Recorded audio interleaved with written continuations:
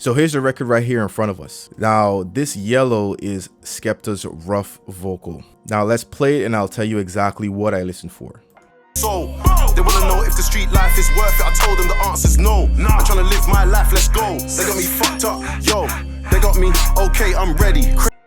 Alright, immediately what I heard is that this rough mix lacked a lot of impact. It didn't punch out to me. Yes, it's Skepta, so his voice stands on its own. But at the same time, it wasn't punching through the beat like it should. This beat is really hard. So the first thing that came to mind was to make this beat sound even better, even more punchier. And then I could take Skepta's voice and sit it right in it neatly. I'm gonna play you the rough mix, and then I'm gonna A/B it from how we mix and mastered it. So, they wanna know if the street life is worth it. I told them the answer's no. I'm trying to live my life, let's go. They got me fucked up, yo. They got me, okay, I'm ready. Crazy. Said YOLO, I feel like I live 4 lives already. I headline wireless so many times. Who else made the mark like Skeppy? Now we got Big Smoke, West and Quaid, and you might see me in the South Park like Kenny. Said that his gang wanna come backstage. Now for me to make this choice immediately is one, I had to consider my limitations. I don't have the beat stemmed out so I can like really take the kick and push the kick, or the 808 and really push the 808. I had to work with a 2-track. I enjoy working with 2 tracks. The reason being is that it seems limited because you only have 2 tracks to work with. However, you can do so much with a 2-track that most people don't even realize that you can do. And I break down a lot of that right on this channel. Now, part of it is understanding production. Now, when you listen to the beat by itself, I'm gonna solo the beat.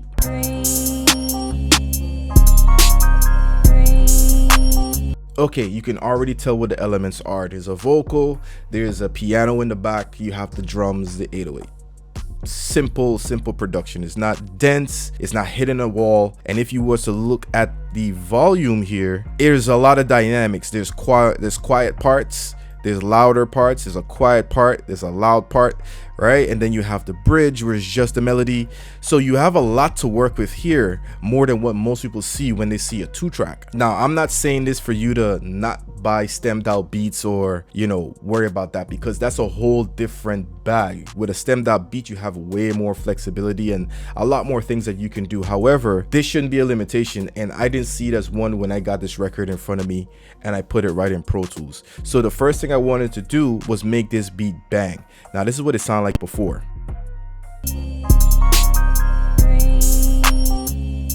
And this is what it sounded like after I put some plugins on here.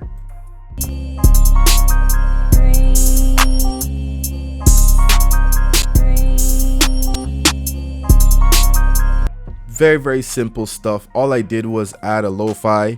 I put the distortion at 1. Sometimes you could put more, sometimes you can put none. You just have to know when you want to put this thing, because yes, I think the trouble comes when someone who isn't really versed in mixing a lot of different styles of rap or styles of records, that they think, all right, all I need is a template in one way and that's it, right?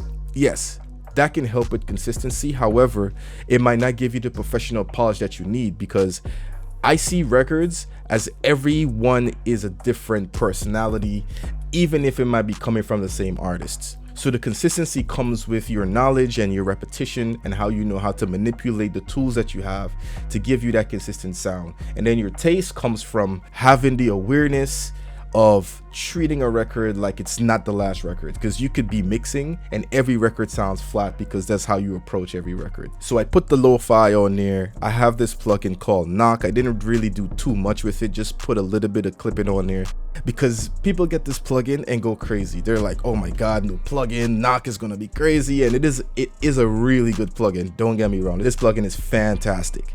However, I didn't feel a need to really drive this plugin. Just for shits and giggles, just for fun, let's push this plugin and see what will happen. Right now, it's really low, and this is the only parameter that I've used on this plugin. So let's push it a little bit and see what happens.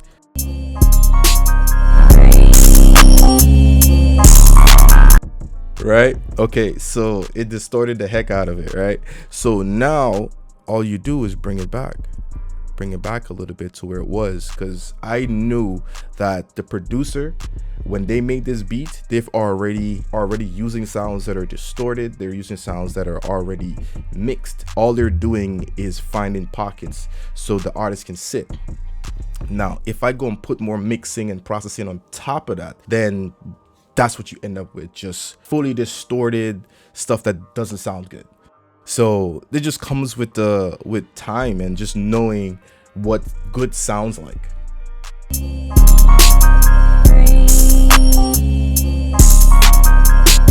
Line wireless so many times, who else made the mark like Skepta? C is no good, you feel me? So yeah, and that's all that I put on the beat. Literally, that in itself, just making sure the beat hits, that in itself helped me with the rest of the record, because now I have Skepta's vocals down here. They got me, okay, I'm ready. Crazy, man said YOLO, I feel like I live 4 lives already. And mind you, I'm mixing at a very, very low level. As low as this parameter here, that's the volume on my interface right now, like very, very low. They got me, okay, I'm ready. Crazy, man said YOLO, I feel like I live 4 lives already. I headline wireless so many times. And that in itself, just making sure that the beat sounds amazing, because you can already tell from the rough mix, which was recorded live on Blackboy Max's stream when he went to London, wasn't really hitting. In the studio, it probably sounds like, oh, it's hitting, like it's hard. But then when you really sit with the record and you're able to make these decisions and make these moves, you realize that, oh, okay, all right, well, I hear the rough mix, I hear where they were going with it, I hear what the producer was trying to do with this beat and how Skepta came on it. And now when I have it sitting in Pro Tools in front of me, I'm making sure that everything sounds cohesive together, and that's what we end up with. If you want to listen to the full song, I'll put it in the description so you can go and check it out.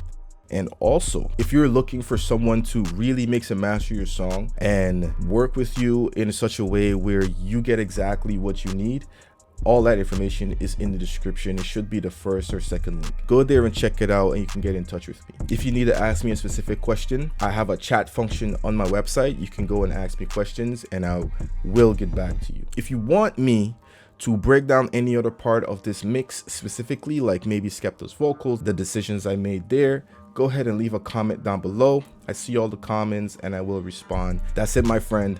I'll see you in the next video.